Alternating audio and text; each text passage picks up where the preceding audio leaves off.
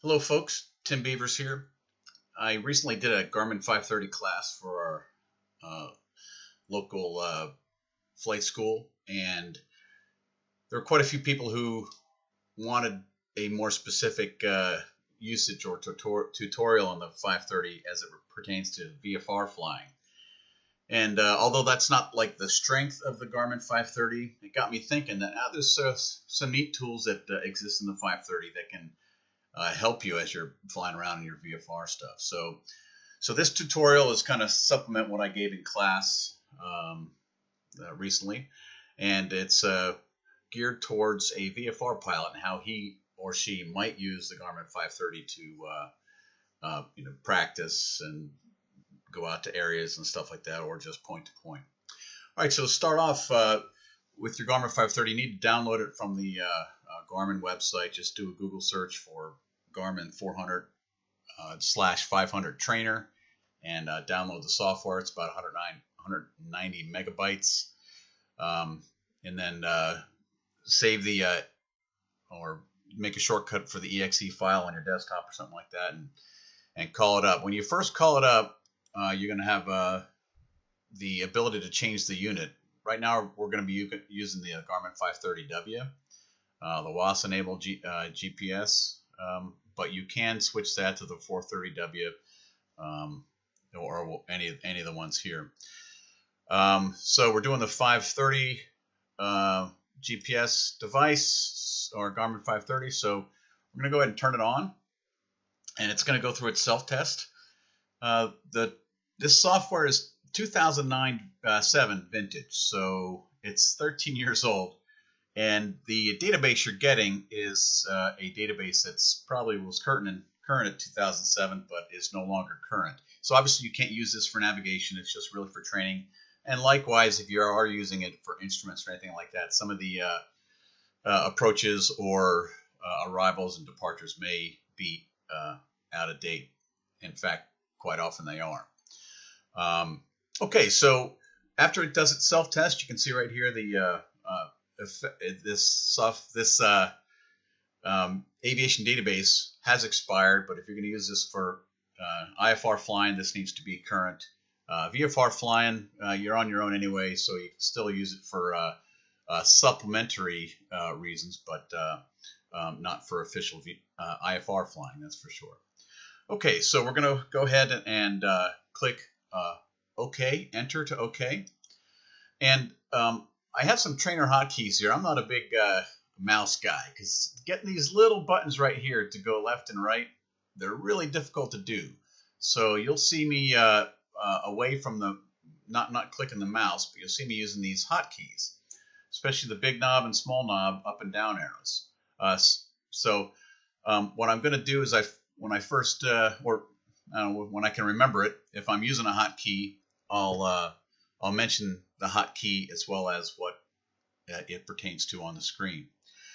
So right now, so you'll see me right now, I'm going to use the big button left to go up, and you can change the fuel capacity right here, small button right, and then back to big button right, change the fuel capacity, whatever you want it. Okay, enter changes, saves that fuel capacity. Go down to set full fuel if you want to, and set that up to 38 gallons. And your fuel flow also, 8.5 gallons per hour, is a nice round Skyhawk kind of number. All right, once you're done with this init page, go ahead and hit OK. All right, it does a little satellite page and then opens up in the map page as a default. Well, not default, but the first page comes to is the map page. Now you're going to need to set your initial position. Okay, so go ahead and type in KEQY. All right, so once we have a flashing cursor like this, the big button, the small button right starts it, and you would, K is the first identifying letter, big button right to advance the cursor, small button right to get E, big button right to advance the cursor, small button right to get Q, and we're at Charlotte Monroe Executive Airport, so KEQY, but you set yours up wherever you want. And you can go backwards too if it makes sense. So there's KEQI, and it's set up as the initialized airport. Okay.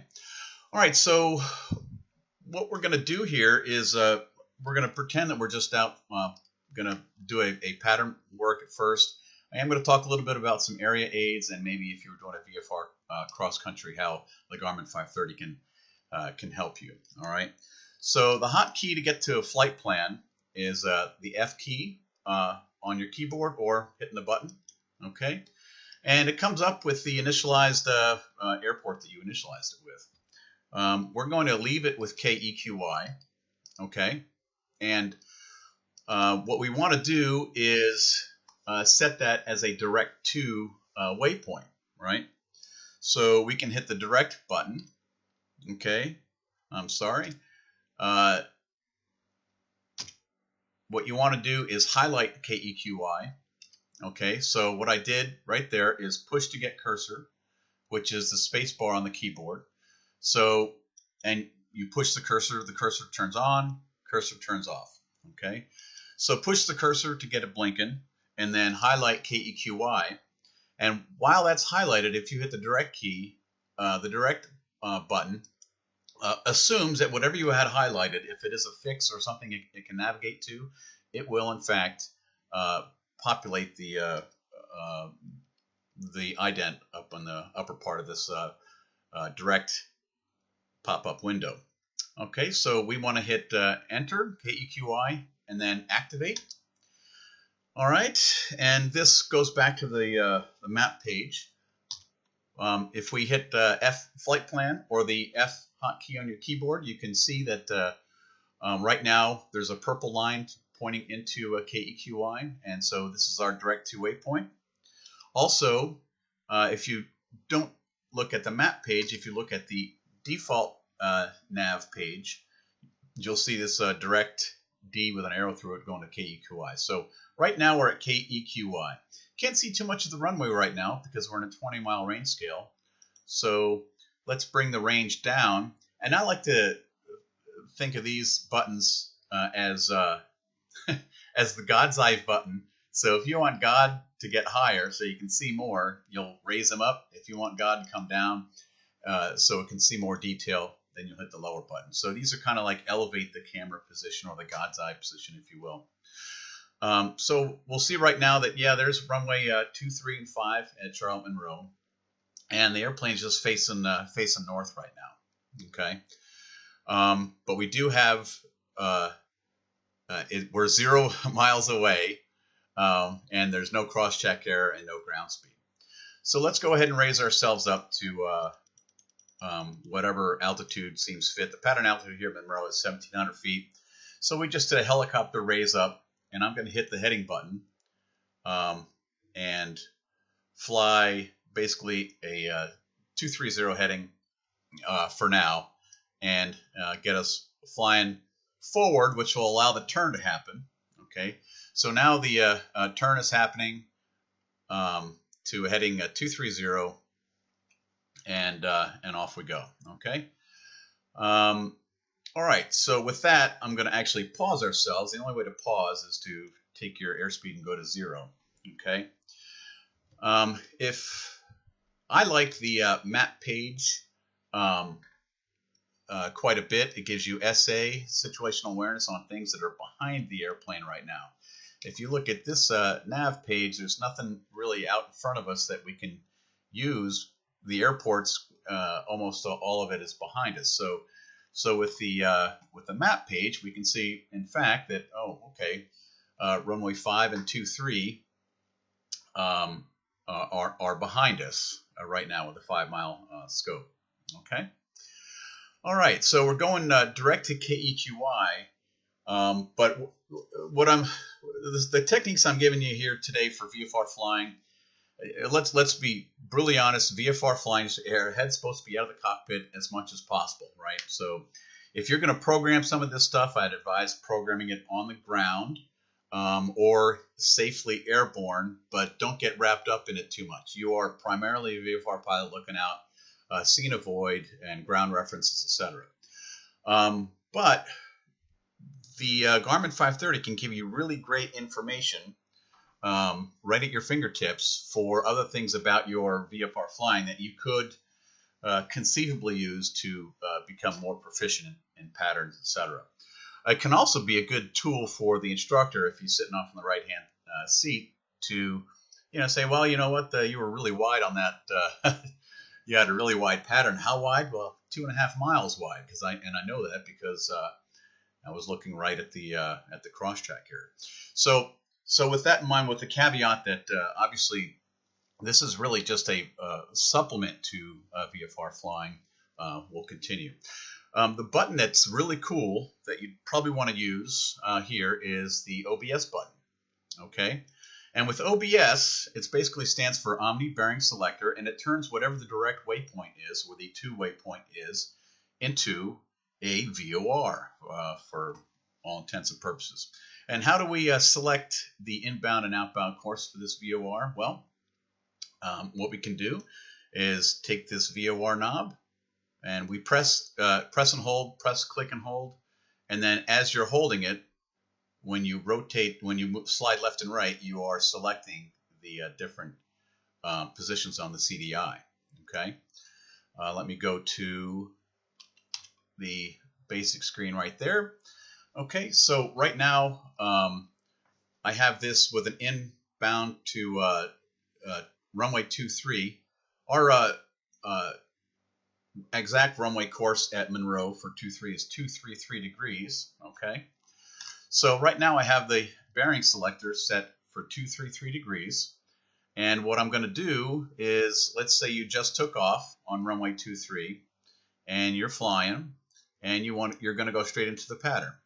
So I'm in the heading button, so I'm just going to get the little trainer here to turn left-hand pattern for runway 23 with the Omni Bearing Selector selected and a 233 inbound course into Monroe. Okay. Now there's some neat information here. Okay. Also, let me pause for just a second. Okay, so some other Garmin stuff. All right, so we have information here on the left-hand side of the screen. Okay, you can display that or not as at your desire. Okay, if you are using this for kind of a supplement to your pattern work, you can select that by hitting the menu key. The menu is a context-sensitive menu for every page. So on this particular page, you can hit the menu key and you can say data fields off. And voila, I just gave myself more screen area, more real estate to look at where I'm going. Okay, or we can say data fields back on. We also can change the field values here, believe it or not. Okay, so one thing that I'd like to see here is a Crosstrack error. Okay, to see how far away we are from this line. Okay, it's not the distance away, but it's going to be how far away from the white or purple line we are. Okay, so, and that's not visible here. It is visible on the default nav screen. If you just loaded up the program, this is not Crosstrack down here. We like to have Crosstrack at our local Part 61 school here in the bottom right. Once again, if it's not there, I was doing that on the nav page, but you can also the map page, but you can also do this on the default nav page. You hit the menu key, change fields. Okay, now we have a blinking cursor. So with the blinking cursor, our big button and small button turn into input devices, and we're going to go big button right, big button right, big button right again, and little button to the right will pop up a menu of all the different possibilities that can go in that field. And we like Crosstrack Error in the bottom right of the default nav here at our Part 61 school. And then once you're done selecting Crosstrack Error, hit the push cursor button right here, which is also the spacebar hotkey on your keyboard. And that gets rid of the blinking cursor. And that returns these knobs to page selecting devices. So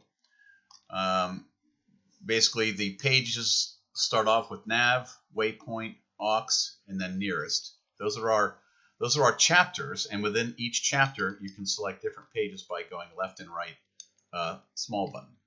Okay. The two pages you'll see the most is the default nav, first screen of the nav chapter, and the map page, which is the second screen of the nav chapter. Okay, those are our two screens that are most commonly used. So we want I want to find a place to put in Crosstrack down here.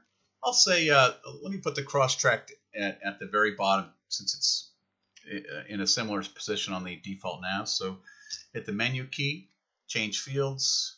Okay, I've got a blinking blue cursor. I'm going to big button down to ground speed. I'm going to change that, so small button right, to Crosstrack Error, which is way down at the bottom. Hit enter, and voila, we have Crosstrack Error down at the bottom right of the map page. Now hit the push cursor to stop it from blinking, or you'll get yourself into trouble.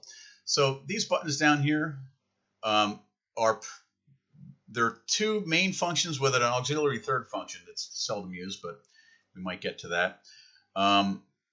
Primarily, it's a page select device. So big button left and right will send you to aux, basically nav, waypoint, aux, and nearest. And then small button left and right changes the page in that chapter. However, if you have something that is to be inputted, you'll have a flashing cursor, and these same buttons turn into move the cursor left or right, or select data. Okay, so the buttons change their use if you have a flashing cursor. Okay. All right, so back to the map page. So right now we've basically stopped ourselves on a crosswind, and we can see that we're half mile. We're 9/10 of a mile, 0.8 miles from the default nav position of KEQY, but more importantly, the extended runway center line of 233 degrees is right here, and we are 0.41 miles from the orthogonal point matching coming out of the runway extended center line. So we are 0.41 miles laterally off that center line right now. So that's good to know. Okay. All right. So we're going to go ahead and continue our left-hand turn. So I'm going to bump it back up to 80, 90 knots. And so we're continuing our left-hand turn to 053. Okay, and 053 is the reciprocal to the runway heading.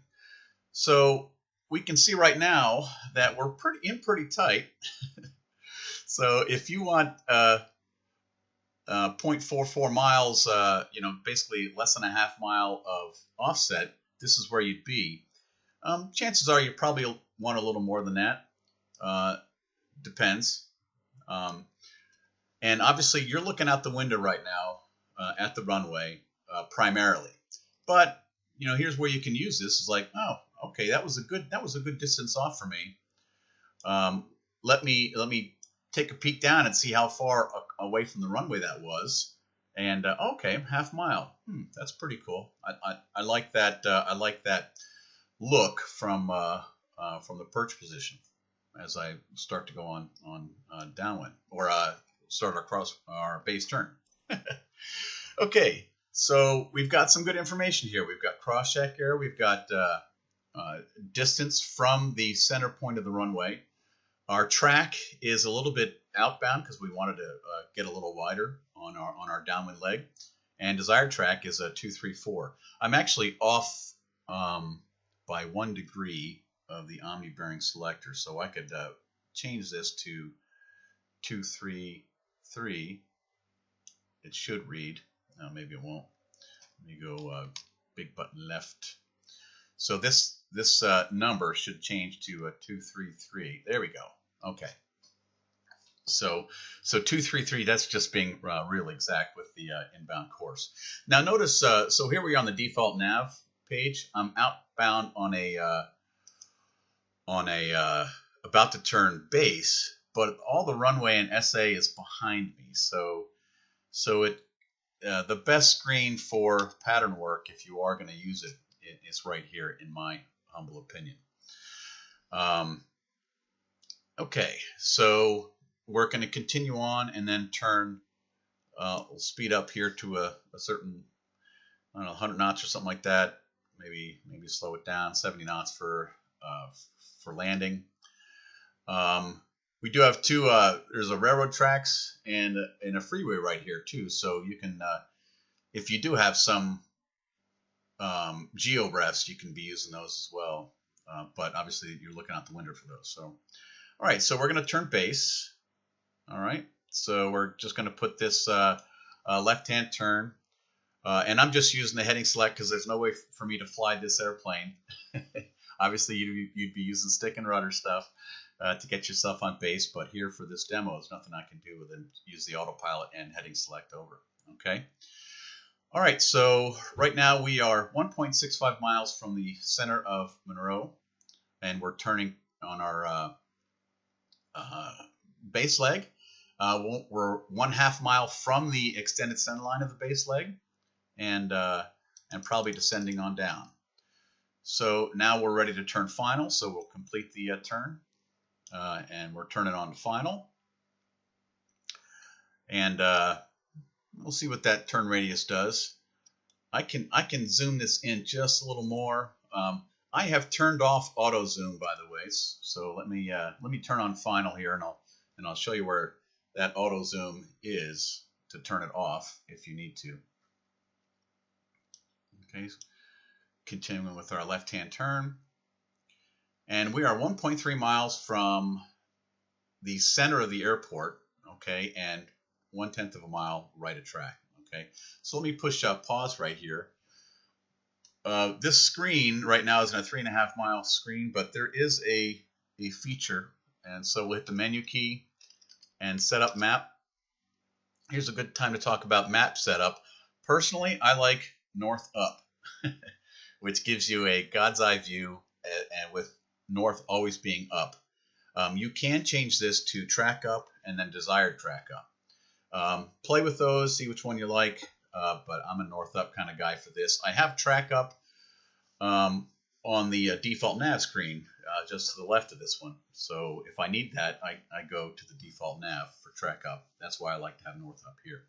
But I could see conceivably if you change this to track up, and I'll do that real quick, here's what you're seeing. But the airplane always stays facing forward and the surface will move around you. With map up, with north up, the surface stays stationary and the airplane moves around. Okay. All right, so here's where that auto zoom thing is. It's the next one down, and I like auto zoom off. The reason is it will. I like to keep control over what range scale I'm in, and so it doesn't like bounce all around. If you take a quick glance at it, and while you're glancing away, it has changed the range scale. It may look like, oh crap, I'm a lot closer than I thought I was, or whatever. So I just don't like the map deciding its own range scale. I like to do that myself with these buttons. Okay. So those are the two big things on this map setup. Okay. There is also some other groups. How you set up when things appear. You can play around with those to your heart's content, but not part of this discussion today. All right. So push cursor to stop the cursor in the inputting, and now we're back to our default nav screen. And so I'm a little right of center line, so I'm just going to fly. Continue flying down. I'll stay at 1,200 feet, so we're not gonna do an approach. But obviously, I need to have a little bit of a correction here. Not much of one, but a little bit of a correction to get us back onto center line. Obviously, you'd be using stick and rudder here to do this stuff. Okay, so there is some neat tools here to maybe assist you in perfecting and really honing your pattern skills. Also for drift and stuff like that, you can see how far you're drifting out. These tracks, track and desired track, are basically wind corrected, right? Or it's your track that you need to have across the ground, and the desired track is the track that you should have across the ground, and the track is the track that you actually are crossing across the ground, not the heading of the airplane. So they are wind independent. Okay. So notice we get an arriving at waypoint flasher, and this has been flashing for a while. Don't use for navigation. That's great. Because we have the omni bearing selector selected, the waypoint never advanced, and it stays showing KEQI. All right, so I've gone through a bunch of things, how to set up your map so the Crosstrack is in the bottom right, why I like north up, etc. Okay, and also how the when you are in OBS mode, how the CDI and that purple and white line is controlled with your CDI. As long as you're in GPS mode too. That's the other part of that. All right, so I'm gonna show you one other thing here in the pattern, and that is so we're gonna turn left to basically a crosswind and wait a potato and see if I can't wait long enough that I get about a 1 mile offset, more or less, and whatever you feel comfortable with. Okay. All right. So one thing you may be noticing is that the point that we're doing the omni-bearing selector to is the center of the airfield, right? And so I'm going to go ahead and continue turning left for downwind. And this is that, if you want to sit here and practice, this is actually not a bad practice for radio calls and stuff like that. If you're just going to do a non VFR, practice session for at home, good for radio calls and stuff like that. All right, so yeah, this looks like it's going to work out to be a 1 mile offset for downwind. And once again, I don't know if we have winds at all, but you can adjust, and what you want to get is the desired track and the track to be exactly the same. In this case, they're going to be reciprocals. So my track, I want it to be 053. Okay, so I'll maybe increase it, turn right a couple degrees to get my track to change to 053 or close enough. And there we go. So I'm a direct reciprocal. My nose of the airplane might not be facing the right way, depending on wind correction. But all right, so here's the other thing that is cool to look at, and that is, let me go pause right now. So go back to the flight plan mode, and here's where you're going to have to input an approach into Monroe Executive, or whatever your airport is. So one bad thing about having Monroe is that this is the center of the airport. It's kind of like the georef of the airport, and a lot of times we like to talk about our mileages from the end of the runway, and especially if you have a 3-degree glide slope, and that's what you're shooting for. It's going to be 300 feet per nautical mile from the end of the runway or your touchdown zone, right? So depending on what you want there. So 3-degree glide slope, 300 feet per nautical mile. We'd like to have basically the 2 point be the end of the runway. The only way to get that in this Garmin device is to actually call up an instrument approach. We're not going to use it as an instrument approach, but I'll show you here how that works out. So we're going to select approach. We're doing the RNAV to 23, and we'll do vectors, okay? And we'll go ahead and load it. All right, so what that did here is the en route portion is we'll still have direct KEQI as the reference point, but by loading the RNAV to 23, look what we have here. We got an RW23 as one of the points for the approach to RNAV 23. All right. So what we can do is, let's call that, go direct to runway 23, double enter to activate. Now we're not actually going to fly direct to there. We want to do the same omni-bearing selector trick, but using runway 23. The cool thing is, if we already have this set up with our CDI on 233 degrees and 053, right? So all we got to do is hit OBS, and voila, now we have a omni bearing selector with using runway 23 approach end, or of the runway, the threshold, as our omni bearing selector waypoint. So the desired track and track still don't really matter, or are still the same. The distance is different now because that's the distance to the end of the runway, and that's going to help out a lot.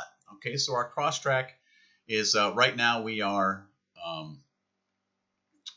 basically 1 mile offset, and that's great.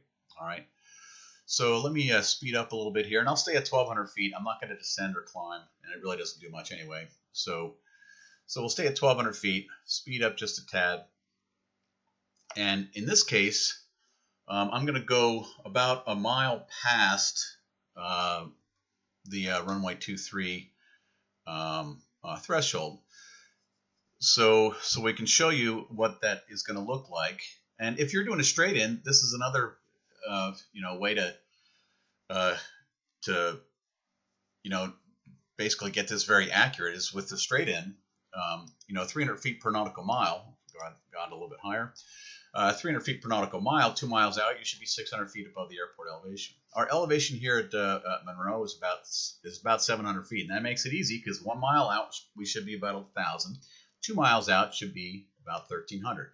And once again, that's from the end of the runway, not from the georef center of the airport, right? All right, so let's turn our base turn here, make the base turn call. We've stayed, because our track and desired track were pretty close, we stayed about a 1 mile offset, and that's good. I'm going to keep this range scale right here. Okay. Now slow down a little bit so my turn radius isn't so huge. Okay, and I'm just going to bring this turn all the way around at 233 degrees right now. So now our distance from the other runway is 1.7, and when we roll out, we're going to be about 1.5 miles. So guess what? That's 450 feet above field elevation. So I should be at 1150 on the altimeter. Okay. So these are just rough numbers to kind of get you close, right? And now also your instructor or whatever could be looking and saying, how far out was that on final? You were 3 miles out. Yeah, you don't believe me? Yeah, I saw it on the screen.